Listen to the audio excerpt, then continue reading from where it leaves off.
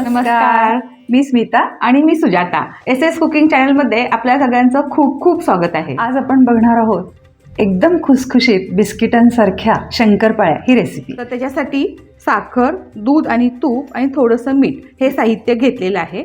तर हे सगळं आपण मिक्सरच्या भांड्यामध्ये घालतोय आणि सगळ्याचे पण पेस्ट करून घेतोय. तर आता आपण एक एक साहित्य त्याच्यामध्ये घालूया मिक्सरच्या भांड्यामध्ये. ही आहे 1.5 कप साखर. ही मोठीच घेतलेली आहे, पिठी साखर वगैरे नाहीये. आपण 1 कप दूध घेतले. हे कच्चं घेतलं तरी चालेल किंवा तापलेलं घेतलेलं तरी चालेल.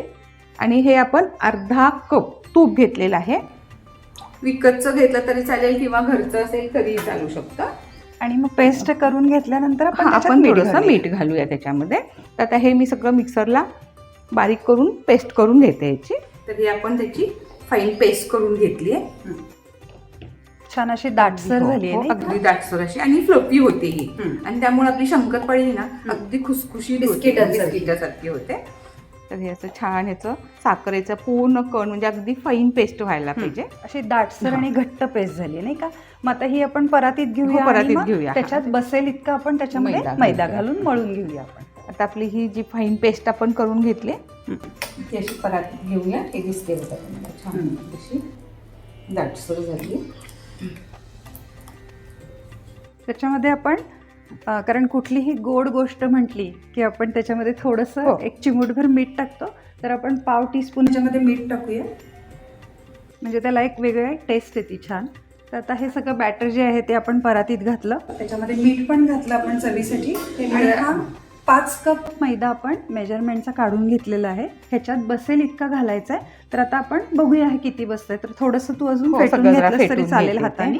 आणि मग त्याच्यामध्ये आपण हा मैदा घालत घालत जाऊया.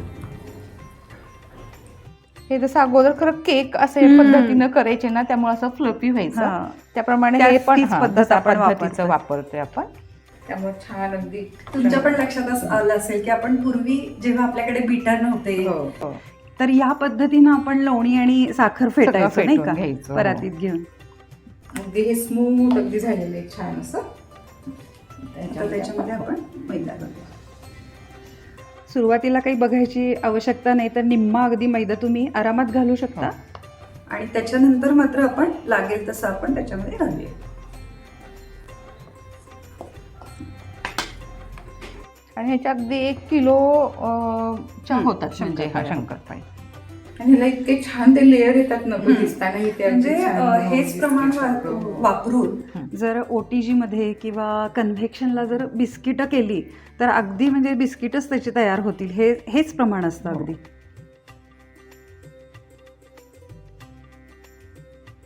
अजून लागणार आहे. अजून थोडंसं पीठ सैल वाटतंय तर आपण अजून थोडासा मैदा वाढवूया. साधारण 4.5 कप बसतोच आहे. फक्त काय होतं कधी कधी दूध तूप घेताना थोडंसं जास्त थोडंसं होतं ते. आणि मैदा असल्यामुळे कसं करून जरी ठेवलं ते खूप फुगत नाहीये ना.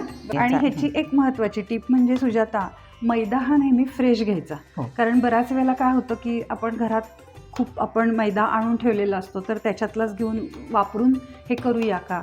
तर शक्यतो मैदा ह्या गोष्टी नेहमी फ्रेश घ्यायच्या. म्हणजे कुठल्याही याला असू दे, चिरोटे असू दे, शंकरपाळी असू दे, तर तो जो काही एक फ्रेशनेस असतो मैद्याला, तर त्याच्यासाठी मैदा हा नेहमी फ्रेश घ्यायचा. तर आता तुम्ही बघू शकता आपण 5 कप घेतलेला आणि बरोबर अर्धा कप त्याच्यातला सुजाता राहिला, म्हणजे 4.5 कप अगदी परफेक्ट लागलेला आहे. त्यामुळे तुम्ही सुद्धा घेताना 5 कप मैदा काढून ठेवायचा आणि 4.5च त्याच्यामध्ये घालायचा. आणि अर्धा कप जसा लागेल तुम्हाला, जसं आता तुम्ही बघू शकता की हा गोळा कसा तयार झालाय, तर त्या ह्याच्यानुसार तुम्ही ठरवा. आता मी हे सगळं छान असं एकत्र करून घेते. आता हे आपलं छान असं मळून झालेलं आहे. अजिबात ह्याला लागलेलं नाहीये पीठ किंवा दूध, काही लागलेलं नाहीये.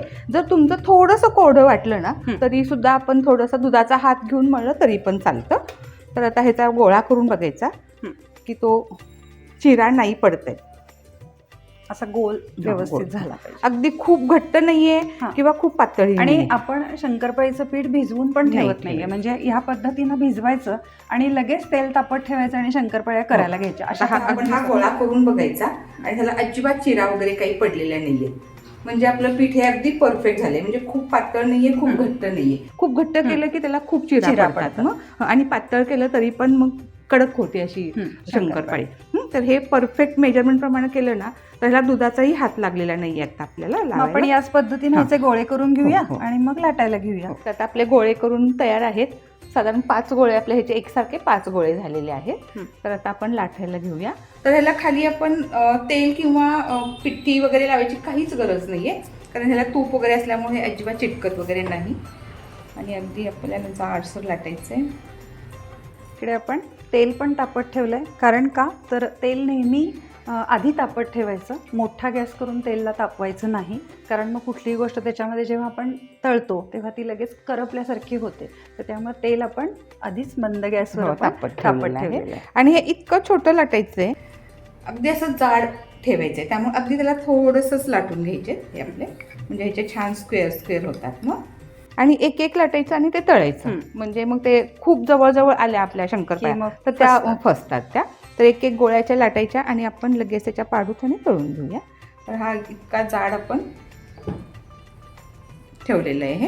आता ह्याचे थोडेसे हे काट येतात ते आपण काढून टाकू साईडला.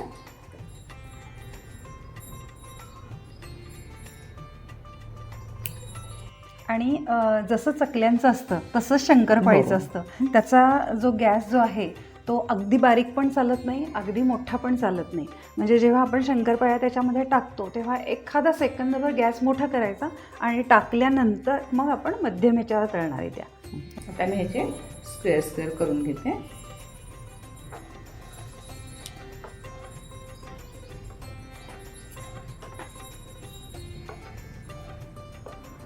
म्हणजे शंकरपाळ्या छान सुद्धा दिसायला पाहिजे. हो, एकसारख्या चौकोनी आकाराच्या आल्या की त्या दिसायला पण खूप छान दिसतात.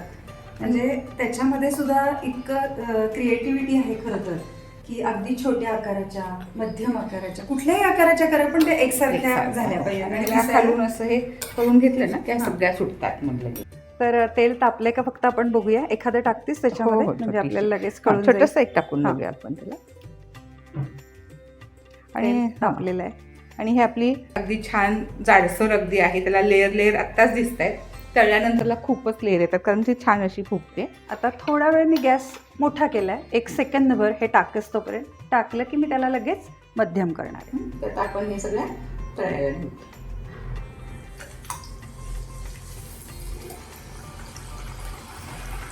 जेव्हा आपण टाकल्या तेव्हा आपण गॅस मोठा केला होता 1 सेकंदासाठी आणि आता मध्यम केलेला आहे. हे करताना प्रत्येक वेळेला थोडंसं परत एकदा छान असं करून घ्यायचं.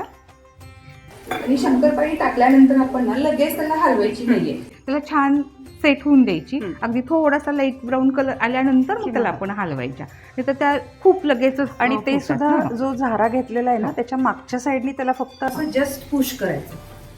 जर तुम्ही झारा लावलात ना तर त्या सुरुवातीला नाजूक असतात, त्यामुळे मोडण्याची शक्यता असते. त्यामुळे हे आपण फक्त त्याला पुश करतोय मागून. लाईट ब्राऊन कलर आलाय, आता त्या सगळ्या मोकळ्या झाल्या, आता हलवायला हरकत नाही. छान असे त्याला लेअर पण येत आहेत आणि कलर किती छान कलर पण खूप छान येतोय त्याला. आणि असे बिस्किटांसारखे आणि ते फुगलेत. तेलात टाकल्यानंतर आणखी असे ते मस्त असे फुगलेले आहेत. त्यामुळे तुम्ही असे बघू शकता. आणि त्याला अगदी लाईट ब्राऊन कलर यायला लागलाय. आणि गॅस आता मी बारीक केलाय. आता बारीक गॅसवर करायचंय, कारण ते जाड असल्यामुळे आतपर्यंत आपल्याला खुसखुशीतपणा हवाय. तर त्यामुळे गॅस बारीक करूनच तळायचे हे. आणि एकदा मात्र त्याला ब्राऊन कलर आला की मात्र जरा सतत हलवायला लागतं त्याला, म्हणजे त्या एकसारख्या चारी बाजूनी मस्त ब्राऊन कलर येतो त्याला.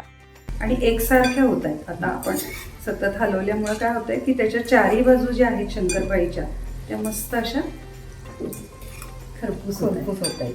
एवढा त्याला कलर आलाय आणि एवढ्या कलरवर आपण आता या काढूया, कारण पुन्हा काढल्यानंतर पण त्याला थोडासा रंग चढतो.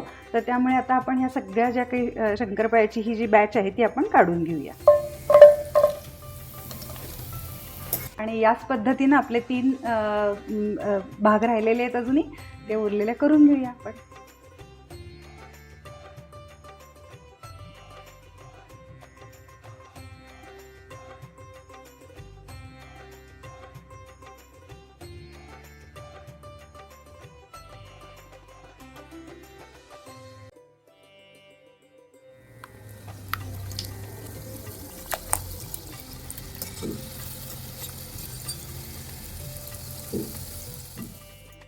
तर अशा पद्धतीनं आपल्या सगळ्या शंकरपाळ्या तळून छान तयार झालेल्या आहेत. तर आजची आपली खुसखुशीत खमंग अशी शंकरपाळी ही रेसिपी आपण आज बघितली. तुम्ही पण नक्की करून बघा आणि आमच्या यूट्यूब, इंस्टाग्राम आणि फेसबुक या चॅनेलला नक्की लाईक, शेअर आणि सबस्क्राईब करा. आणि आमच्या SS कुकिंग चॅनलला नक्की फॉलो करा. लवकरच भेटूयात.